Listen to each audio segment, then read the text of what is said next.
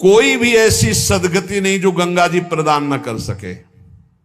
गतिम चिंत्यताम विप्रास्तूर्णम सामान्य जन्मनाम, सामान्य जनों को भी परम गति प्रदान करने वाली और ब्रह्म ऋषियों के चिंतन मात्र से जो गति पर जो चाहे वो गति गंगा जी प्रदान करें। साक्षात ब्रह्म द्रव प्रवाहित है गंगा जी। गंगा जी की ही एक ऐसी अमोघ महिमा है कि जिनके दर्शन मात्र से पाप नष्ट हो जाते हैं। गंगा जी मतलब श्रीधाम वृंदावन से इस समय जैसी आसक्ति प्रगट की वृंदावन ने, ऐसी गंगा जी से आसक्ति। गंगा जी छोड़कर कहीं नहीं जाना, किनारे ही जो तीर्थ मिले मिले, कहीं नहीं जाना, नगर में भी ऊपर नहीं चढ़ना, वहीं जो आहार मिले गंगा का क्यों। कैसे बताएं क्या परमानंद स्वरूप गंगा जी हैं, जिनके दर्शन मात्र से सारा पाप नष्ट हो जाता है गंगा जी से। और आपको बताएं अधिकतर बड़े महापुरुषों का दर्शन गंगा किनारे जो प्रगट में थे और जो अप्रकट थे। नानक देव जी का पहला साक्षात्कार गंगा के किनारे हुआ। वृंदावन, पावन पुलिन, ये सब गंगा की रेती पे। वृंदावन, पावन पुलिन, प्रियालाल, ये गंगा की रेती, सेनपुर। साक्षात गंगा से प्रकट होते हुए सिद्ध मां, बड़े चमत्कार गंगा मैया के, बड़े चमत्कार, अद्भुत। मतलब वाणी लड़खड़ाती है उनकी महिमा को, कहते हैं कि वो महिमा तो इस जीवन में देखिए ना, इसलिए बड़ी दिव्यता गंगा जी में। गंगा जी के नाम का स्मरण मात्र करने से पाप थर्रा जाते हैं। जो गंगा जी की डुबकी लगाता है वो महापापी भी पावन हो जाता है। विश्वास हो जाए, विश्वास हो जाए। गंगा जी में स्नान करके, आचमन करके, गंगा में ही जब पितरों का तर्पण किया जाता है तो पितरों को बहुत तृप्ति होती है और पितर मुक्त होने लगते हैं। जैसे अग्नि के संसर्ग से रुई भस्म हो जाती है, ऐसे ही गंगा जी के स्पर्श से शारीरिक, मानसिक, वाचिक तीनों प्रकार के पाप भस्म हो जाते हैं। गंगा गंगीत यो ब्रुयाद योजना नाम सतैरपि, जो 100 योजन दूर, 400 कोस दूर से गंगा गंगा गंगा बोले, मुच्यते सर्व पापेभ्यो विष्णुरुकम स गच्छति, वो शरीर निष्पाप हो जाएगा, वो वाणी निष्पाप हो जाएगी, उसका मन निष्पाप हो जाएगा और वो भगवत धाम का अधिकारी हो जाएगा। जो 400 कोस दूर से भी गंगा गंगा गंगा, सब गोरा ही गोरा है। गंगा जी गोरी, महादेव जी गोरे, तो फिर उन्होंने उठा के फेंक दिया ऐसी गोरे प्रेम रसासों में। कभी सोचा नहीं था कि कभी वृंदावन, कभी सोच में ही नहीं था वृंदावन। बड़ी अनन्यता थी, इतनी निर्भयता थी। अब गंगा किनारे तो गांव में लोग ऐसे ही लाश प्रवाहित करते हैं ना, कुत्ते वहां के बहुत प्रवीण होते, बीच धारा से घसीट के लाश ला के ऐसे, और वहीं किनारे हम भी पड़े हुए हैं, वहीं वो चीथ रहे, कोई फर्क नहीं पड़ता, एकदम निर्भयता।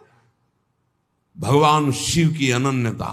गंगा जी को जब देखते हैं तो एक तो धारा में प्रवाहित होती है, भगवान शिव के जटा में भारी तन्मयता। गंगा जी की विशुद्ध कृपा, अपार शक्ति। कह रहे सैकड़ों योजन दूर से अगर गंगा गंगा गंगा ऐसा पुकार दे तो उसका शरीर पवित्र हो जाएगा, उसका मन पवित्र हो जाएगा, उसकी वाणी पवित्र। कल नरकों का वर्णन हुआ था, आज नरकों से उद्धार का वर्णन हो रहा है भाई। गंगा जल का आचमन करने वाला, गंगा जल का स्नान करने वाला, गंगा की धारा का दर्शन करने वाला, 400 कोस दूर से गंगा गंगा गंगा ऐसा उच्चारण करने वाला नरक नहीं जाएगा। कल जब नरकों का वर्णन हुआ था तो कई लोगों के बातें आई थी कि हमारे 38 के 38 हमारे में लक्षण है, अब क्या होगा। कोई कहता हम में 5 हैं, कोई कहता हम में 2 हैं, इसका मतलब नरक जाना पक्का है। तो आज उसकी काट सुन लो।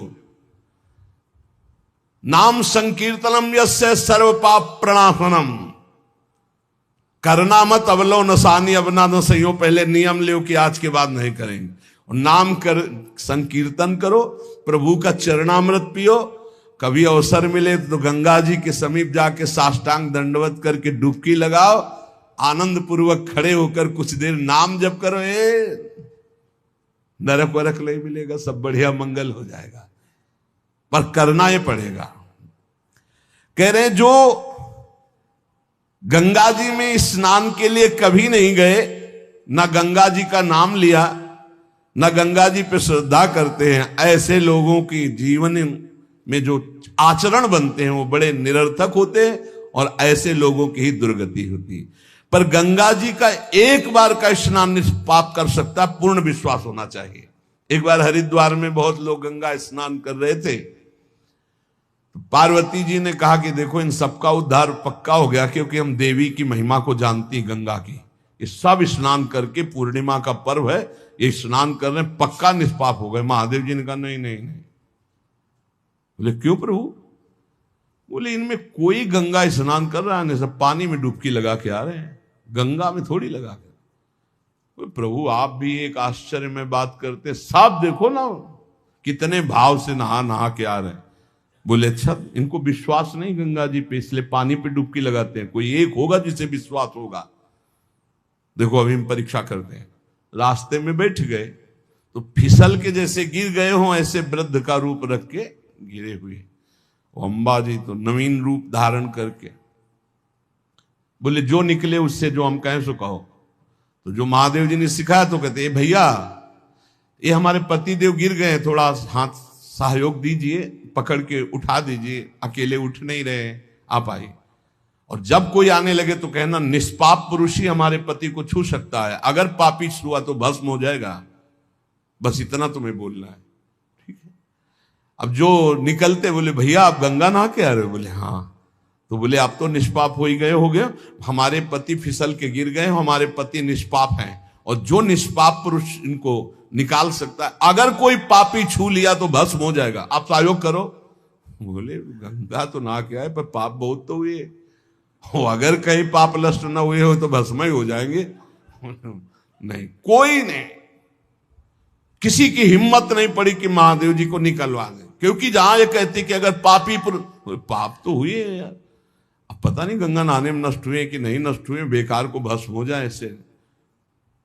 उनमें एक आदमी सरल भाव से गंगा गंगा गंगा माँ गंगे स्नान किया और बोले भैया हमारे पति को निकलवा। बोले अच्छा भैया, लुटा रखा। बोले भैया एक बात सुन लो, हमारे पति निष्पाप हैं, अगर पापी पुरुष छुएगा तो भस्म हो जाएगा। तो बोले भैया आपको विश्वास नहीं, गंगा मैया में स्नान करके आ रहा हूं, अब भी पापी हूं। और तत्काल भगवान बाहर निकाल किसी को। जब वो चला गया तो भगवान शिव ने कहा ये केवल गंगा स्नान करके आया है, इसकी अर्थात भाव विद्यते देवा ना पाषाणे ना मूर्तये। यदि हम भगवान के नाम, भगवान के धाम, भगवान के इन पावन तीर्थों पर दृढ़ विश्वास करते तो बहुत जल्दी लाभ प्राप्त होता है। ये विश्वास के लिए सुनाता शास्त्र, ऋषि मुनि सब ये विश्वास के लिए सुनाते। हमें दृढ़ विश्वास कर लेना चाहिए कि अब हमारा कल्याण तो हो ही गया। जैसे गंगा जी क्या है? भगवान श्री कृष्ण का चरणामृत है। गांगम वारी मनोहारी मुरारी चरणच्युतम त्रिपुरार शिरश्चार, जिसे भगवान शिव मस्तक पर धारण किए। अपने लोग रोज चरणामृत पीते हैं, किनका? प्रिया प्रीतम का। अब और गंगा की जरूरत पड़ेगी? जहां से गंगा प्रकट हुई उनके सर्वांग स्नान का जल हम। यमुना जी, जब यमुना जी गंगा जी से मिली तो गंगा जी ऐसे होकर प्रणाम मुद्रा में मिली यमुना जी से। यमुना जी ने कहा तुम्हारा हो भाग्य कि तुम जगत पावन करने वाली गंगा हो। तो उन्होंने कहा तुम्हारे सामने मेरी कोई सामर्थ्य नहीं, क्योंकि तुम में प्रभु पूर्ण अवगाहन करते, हम तो प्रभु के चरण धोवन मात्र हैं, आपके ऊपर तो पूर्ण प्रभु की कृपा है। ब्रजेंद्र सोनु राधिका हृदय प्रपूर्य माणयो महारसाब्द पूरयो रिवाति वेगता रसैक सीम राधिका पदाब्ज भक्ति साधिका तदंग राग पिंजर प्रवाह। श्री लाडली लाल का अंगराग लेकर प्रवाह करती है। ये अपने कल्याण की अब कोई चिंता रह गई? रोज जो चरणामृत पान करता है, काल मृत्यु हरणम सर्व व्याधि विनाशनम, श्री कृष्ण पादोदकम पीत्वा पुनर्जन्म न विद्यते, बस विश्वास हो। रजराली लगाते हैं, राधा राधा बोलते हैं, अब कोई जरूरत कल्याण की, दृढ़ निष्ठा रखो। पर हम कितनों को रोते देखते हैं इस बात के लिए कि हमारा कल्याण हो जाएगा, हमारा अगला जन्म नहीं होगा। उनको चाहिए कि तुम लिखा पढ़ी करके दे दो। अरे विश्वास मानो यार, विश्वास मानो। कल्याण स्वरूप आप हो चुके हैं, धाम में बैठे हैं, पर आपको विश्वास है नहीं। हित दूध जो विश्वास है, तब वही सुधरे बात, ना तरु माया पंथ में फिरे जो टक्कर खात। ये विश्वास करो, एक एक बात कल्याण करने वाली है। भगवती गंगा जी 400 कोस दूर से गंगा गंगा बोले तो भगवान के धाम भेज देती निष्पाप करके। ऐसी महामहिमा श्री गंगा जी के स्मरण में, अवगाहन में, आचमन में, स्नान करने में है। अब ध्यान दो के सुनो, जो न गंगा नहाता है, न नाम जप करता है, न भगवत सेवा करता है, तो पशु योनि में जाता है। कह रहे हैं पूति गंधम तमोमेध्यम वर्जनीयम प्रकीर्तितम, पूर्वत भक्षणे प्रीता अद्य पापम करोति च, स्तेयशीलो निशाचारी बुद्धिर्गेयः सवंचकः, अबुधा सर्वकारेषु अज्ञाता सर्वकर्मसु, समयाचारहीनस्तु पशुरेव स बालिसाः। ये पशु योनि में जन्म लेंगे ऐसे लोग। कैसे लोग? नरक जाएंगे, कल चर्चा। गंगा जी की महिमा अपार। अब सुनो, पशु योनि में कौन जाएगा? जब जीव यहां कोई पापाचरण करता है तो भूतेश्वर भगवान मथुरा में है, उनका शासन होता है। ब्रज 84 कोष के जीवों को जो प्रेत योनि को प्राप्त होते हैं उनको, और जब मुक्त होने का अवसर आता है तो ऐसे छूट दे देते हैं। ऐसे नहीं है कि वो तुमसे, यहां ऐसा नहीं कि नहीं है, कई प्रसंग पाए गए हैं अभी तो देखो। तो पशु योनि को प्राप्त होता है। देखो, जो रात के 11 बजे के बाद 3 बजे के बीच में भोजन करता है, ये निशाचर है। निशा माने रात, चर माने विचरने वाले। रात में खाना, रात में तुमको 8-10 बजे तक भोजन कर लेने का नियम। 11 आखिरी है, 11 के बाद भोजन में बिल्कुल नहीं होना चाहिए। ये रात नहीं है ऐसे कि तुम्हारा जब मन आए तब भोजन। 11 से लेकर 3 बजे के बीच में बिल्कुल नहीं। शांति से भजन करो, सो जाओ, उपद्रव मत करो। अब सीटियां बज रही हैं 12 बजे, चलो होटल में चलते 12 बजे खाने, ऐसे लोग जाते हैं। पशु योनि निश्चित।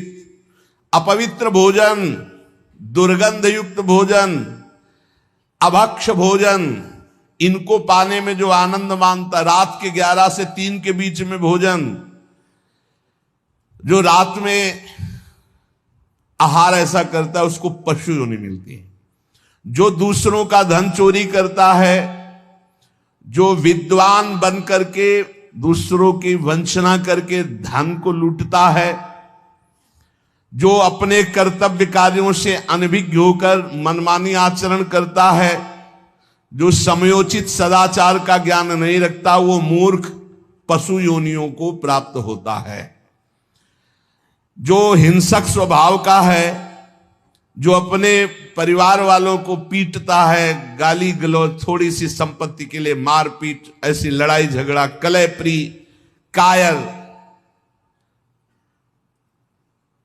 कुत्ते की योनि को प्राप्त होता है।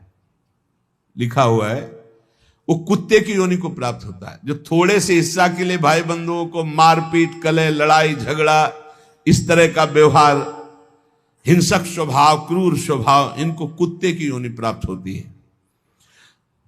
जो चंचल स्वभाव, देखो कुछ न कुछ करते जा, बैठे तो पैर हिला रहे, वो मतलब शांत नहीं रह सकते, उनके शरीर में वाइब्रेट होता रहता है। वाइब्रेट जैसे मोबाइल नहीं झनझनाता रहे, वो झनझनाते रहे। सुन लो भाई क्या बनोगे। और जो दूसरे के भोजन के लिए लालायित रहता है, कहां से निमंत्रण आ जाए, कैसे हो जाए, क्या व्यवस्था बन जाए, सुनो। और जब चलता है ना तो बेढंगे ढंग से चलता है, बेढंगे ढंग। और दूसरों की वस्तु देकर लुभायमान होकर छीनने का स्वभाव करता है, उसका अगला जन्म बंदर का मिलेगा, पशु योनि में बंदर बनेगा। जो वाणी से सदैव कट बोलता है, कुटुंबियों से द्वेष करता है, लोगों की चुगली खाता है, उसे अगला जन्म सर्प योनि का मिलेगा। कुटुंबियों से द्वेष करता है, दूसरे की चुगली खाता है, उद्वेगजनक वचन, उद्वेग माने भारी क्लेश पहुंचाने वचन, दूसरे की निंदा करना, चुगली करना, तो विषधारी सर्प बनता है।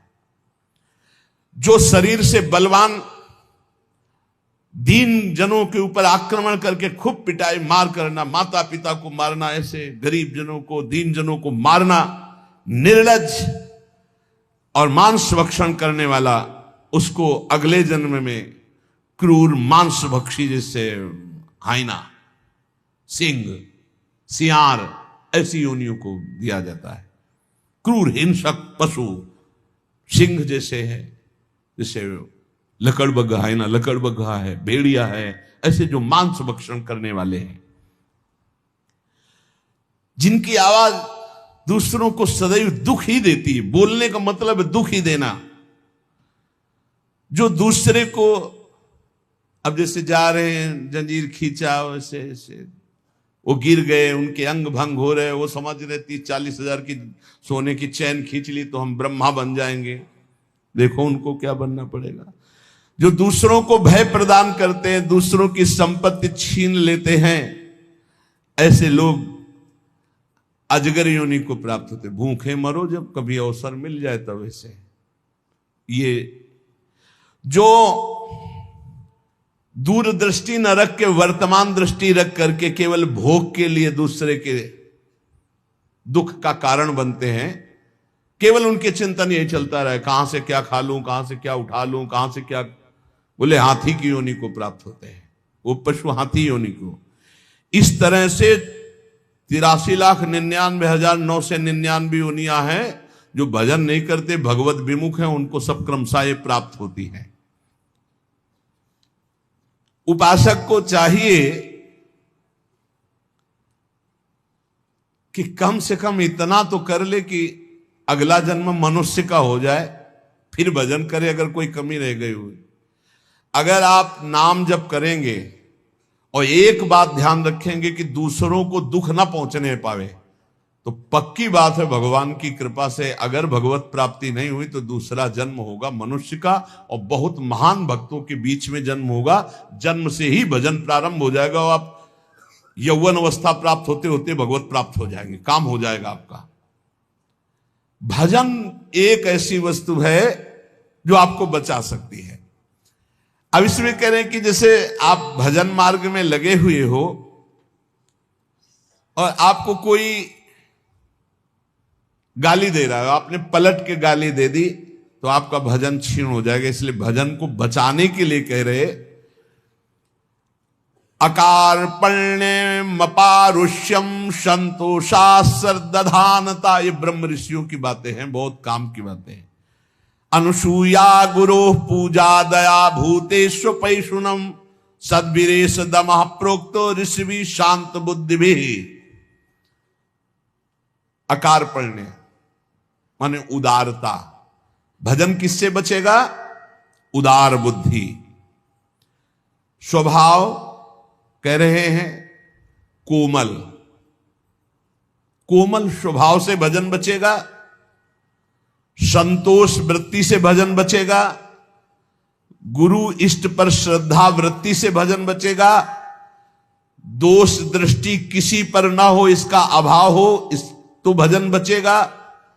गुरु शुश्रूषा सेवा से भजन बढ़ेगा। प्राणियों पर दया तो भजन बढ़ेगा। किसी की भी चुगली ना करना, संत और ऋषि मुनियों का संग करना, इससे भजन बढ़ता है, पचता है। भजन किससे नष्ट होता है?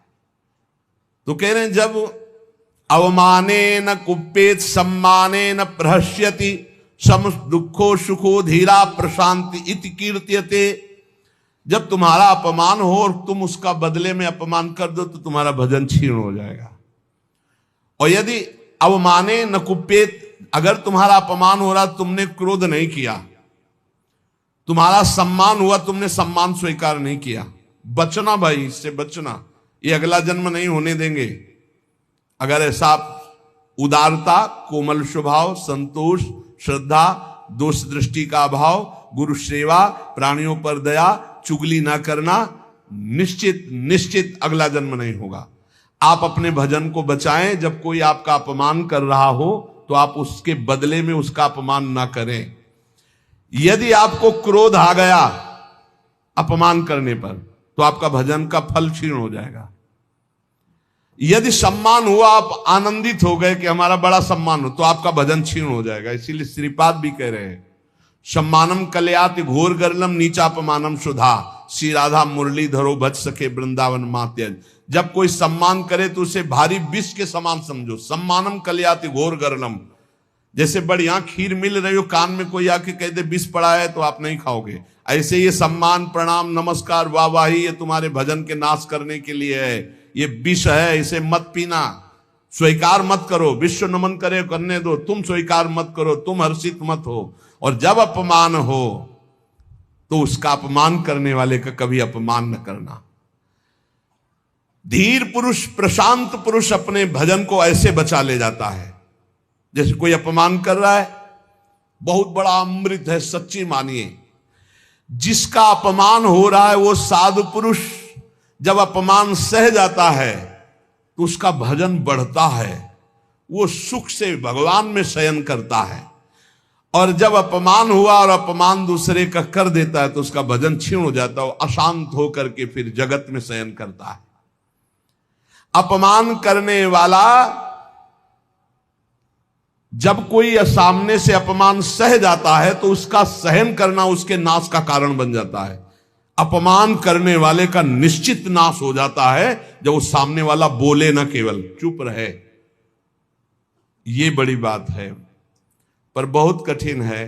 उस समय जब कोई अपमान कर रहा है, निंदा कर रहा है, आप शांत हैं, इसका मतलब आपके ऊपर गुरु कृपा है और आप अपने भजन को पहचानते हैं, भजन बचाना चाहते हैं।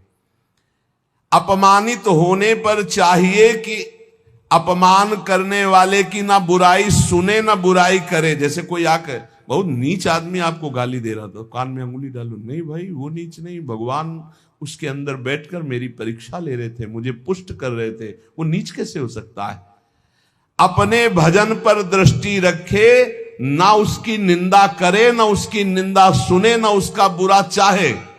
यद्यपि इसमें लिखा हुआ है कि जो अपमान करने वाला है उसका सर्वनाश हो जाता है, ऐसे महापुरुष का अपमान जब करे कि वो बोले ना केवल, तो वो अपमानित करने वाला पुरुष स्वयं नाश को प्राप्त हो जाता है। ये बड़ी बात है।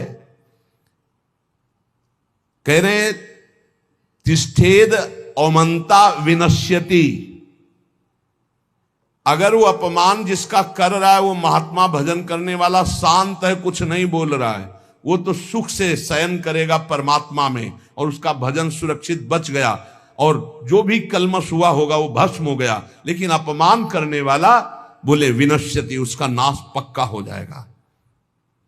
अपमानित होने पर साधक को चाहिए कि कभी अपमान करने वाले की ना बुराई सुने और ना बुराई करे, उसका भजन बच जाएगा, भगवान की कृपा हो जाएगी।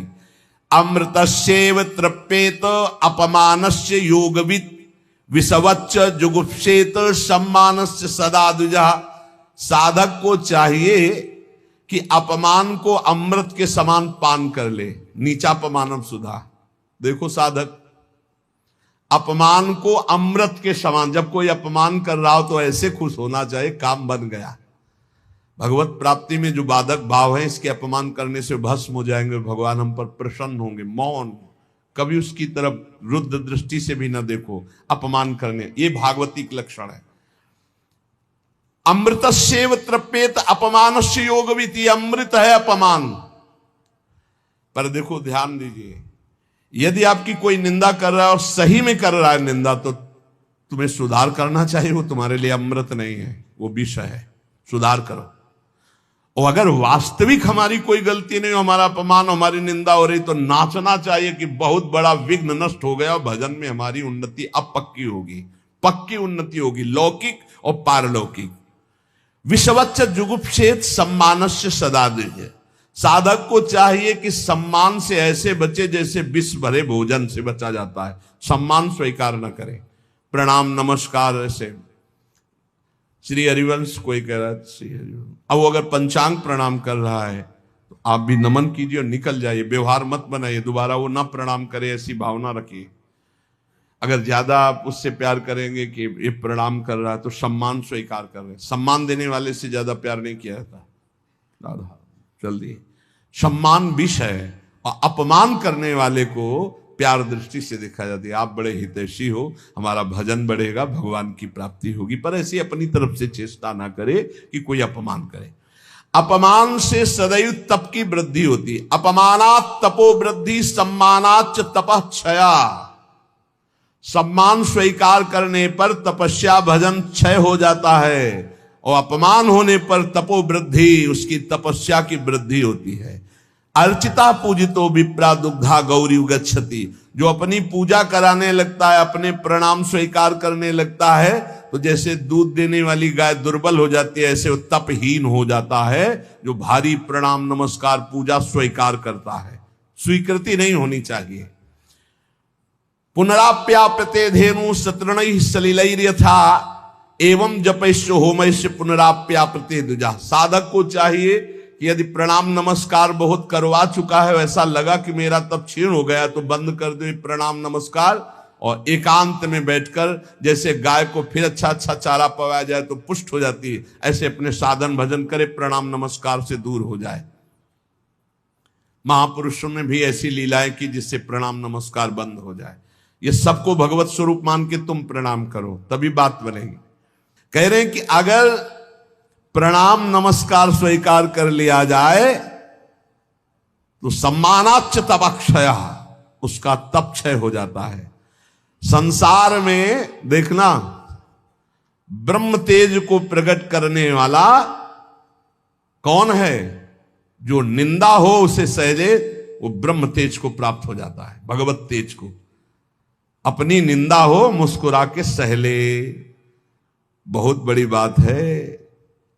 बोले आक्रोशक समो लोके सुहृदन्यो न विद्यते यस्त दुष्कृत मादाय सुकृतम स्वप्रच्छति। हमारी गलती ना हो, जैसे हमसे गलती हो गई फिर निंदा हो रही, तब तो ठीक ही है, होना ही चाहिए। हमारी गलती नहीं, फिर निंदा हो रही है तो एकांत में प्रसन्न होना चाहिए। अब वो भगवत तेज उसका बढ़ेगा, ब्रह्म तेज बढ़ेगा उसके। आक्रोश मानान नाक्रोशेन मनः स्वम विनिर्वर्तयेत् सन्नियम्य तदात्मानो ममेते नाभिसिंचति। वो ब्रह्म तेज संपन्न हो जाता है जिसकी निंदा हुई और वो बिल्कुल सह गया। कोई जिसने निंदा की उसकी भी निंदा नहीं करनी। ये बहुत बड़ी कृपा भगवान की होती। तभी बड़े बड़े महापुरुषों ने कहा, साधो निंदक मित्र हमारा। संतो, ये निंदा करने वाले हमारे बड़े मित्र हैं, बड़े भाग्य से मिलते हैं निंदा करने वाले। नहीं, उल्टा है, संसार में ही माना जाएगा बड़े भाग्य से मिलते हैं प्रशंसा करने वाले, मुंह चुपरी बोलने वाले, लेकिन निंदा करने वाले बड़े भाग्य से मिलते हैं। कितना कलेजा उनका पक्का भगवान करते हैं और संतों का यश होता है उसी से। संसार में निंदा करने वाले के समान दूसरा कोई उपकारी मित्र हमारा नहीं हो सकता यदि हमारी निंदा करे, क्योंकि वो सब अशुभ अपने ऊपर लेकर बिल्कुल निर्मल मार्ग करके दे देता है, जाओ भगवत प्राप्ति करो। तो इसलिए संतों के वचन हैं, जो तुम्हें उद्विग्न करे, जो तुम्हारी निंदा करे, जो तुम्हारा अपमान करे, उसे सह जाओ तो अमृत में स्नान करोगे, अमृत में डूबोगे। नाम जप करो, इन बातों से कभी डरना नहीं कि कोई तुम्हारा अपमान कर रहा है, कोई निंदा कर रहा है। कोई एक संत भगवान बहुत अच्छे उपासक, उनका विक्षेप सहन नहीं होता। विक्षेप होता क्या है? विक्षेप आपकी मान्यता होती। देखो इसमें अगर आप ये संत वाणी सुन रहे हो तो आपको अपमान विक्षेप लगेगा, आपको निंदा विक्षेप लगेगा, आपको प्रतिकूलता विक्षेप लगेगा, आपको तिरस्कार विक्षेप। अरे ये अमृत है, ये अमृत है। इसी को पान करके संत मत वाले बन जाते हैं। जब कभी ऐसा अवसर आवे तो बुरा मत मानो।